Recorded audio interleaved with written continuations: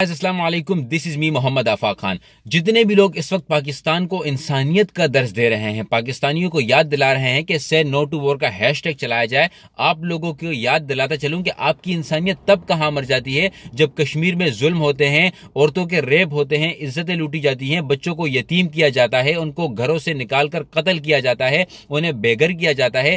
آپ کی اس انڈیا جو جمہوریت کا سب سے بڑا دعویٰ کرتی ہے، وہاں پر مسلمانوں کو گائے کے نام پر ذبح کر دیا جاتا ہے، اور پھر آپ ہمیں انسانیت کا درس دیتے ہو۔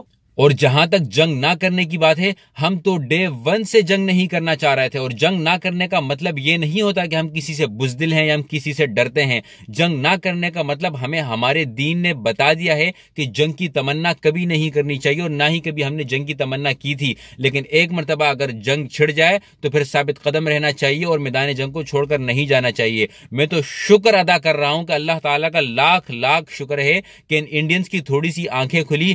ہم سب کو دعا کرنی چاہیے ابھی نندن صاحب کے لیے کہ اللہ تعالیٰ اسے ہدایت دے، اور کیا پتہ یہ بھی مسلمان ہو جائے کہ ایک بندے کو جو کہ ایک ملک میں اس عوام کو مارنے آیا تھا، جس کی سوچ صرف اور صرف یہ تھی کہ اس ملک کو نقصان پہنچایا جائے، اس بندے کو ہماری پاک فوج نے باقاعدہ عوام سے چھڑایا، اس کو اتنی عزت دی، باقاعدہ چائے پلائی، اس کا خون صاف کیا، اس سے ایک ایک چیز کے بارے میں پوچھا، اس کو اتنا کمفرٹیبل فیل کروایا کہ وہ باقاعدہ ویڈیو ریکارڈ کے ذریعے یہ پیغام دے رہا ہے کہ میں پاکستان آرمی سے امپریس ہوں۔ اگر آپ نے ویڈیو نہیں دیکھی تو انسانیت کی ایک ایگزامپل کے لیے یہ ویڈیو دیکھ لیجئے۔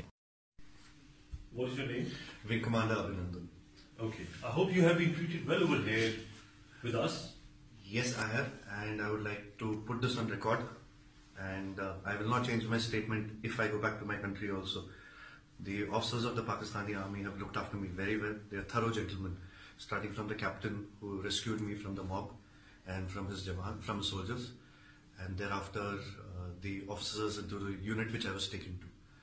Okay. This is what I would expect my army to behave as, and I am very impressed by the Pakistani Army. Okay, wonderful. So, Wing Commander, you hail from which place in India? Am I supposed to tell you this, Major? I'm sorry. I'm from down south. You're from down south? Yeah. Okay. And are you married? Yes, I am. You're married? Yes. Okay. I hope you like the tea. The tea is fantastic. Thank you. Okay. And now coming over to some specifics. Which aircraft you were flying? I'm sorry, Major. I'm not supposed to tell you this, but I'm sure you found the wreckage. And what was your mission? I'm sorry, I'm not supposed to tell you this. Okay. Thank you. اب آپ اس بات سے اندازہ لگا لیں کہ ایک جانب انڈین میڈیا جتنا ان سے ہو سکتا تھا انہوں نے جنگ کی طرف دھکیلا اپنے لوگوں کو، اور دوسری جانب ہمارا میڈیا ہو، ہماری نوجوان نسل ہو، ہماری عوام ہو یا ہماری فوج، اس وقت بھی جب ہمیں پتا ہے کہ الحمدللہ ثم الحمدللہ ہم دشمن پر حاوی ہیں، اس کے باوجود ہم انسانیت آپ کو دکھا رہے ہیں۔ اور پاکستانیوں سے میری ایک گزارش ہے کہ اپنا مائنڈ سیٹ کر لیں کہ آپ چاہتے کیا ہیں۔ جب حملہ نہیں کرتے تو آپ لوگ کہہ رہے ہو کہ ان کو جلد سے جلد حملہ کر لینا چاہیے، اب جب حملے کر لیے اور ان کو منہ کی کھانی پڑی تو اب یہاں کچھ دیسی لبرل کہہ رہے ہیں سے نو ٹو وار۔